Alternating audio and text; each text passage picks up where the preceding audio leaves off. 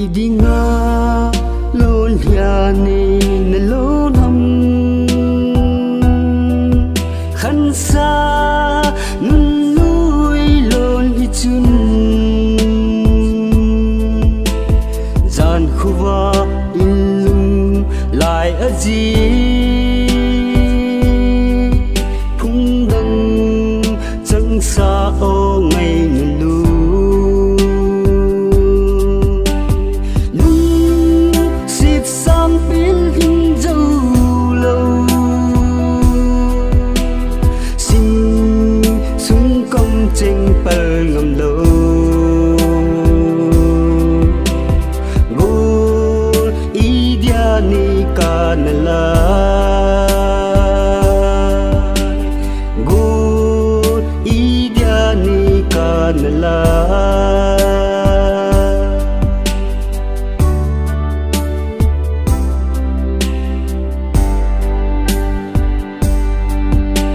câu thi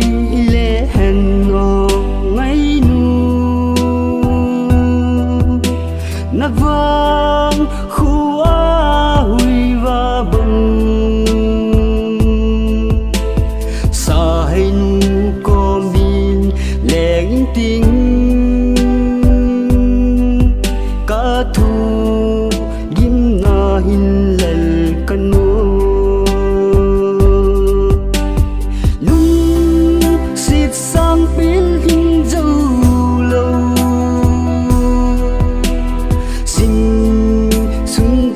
chênh bờ ngầm lô gol idiani kanala gol idiani kanala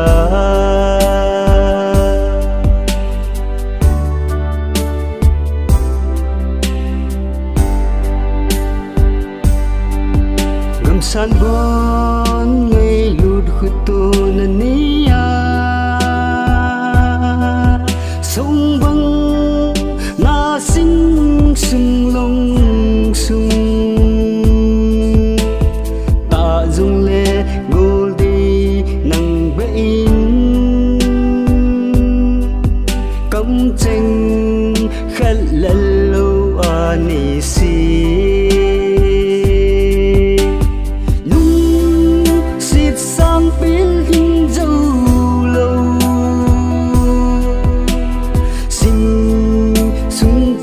chênh bờ ngầm lô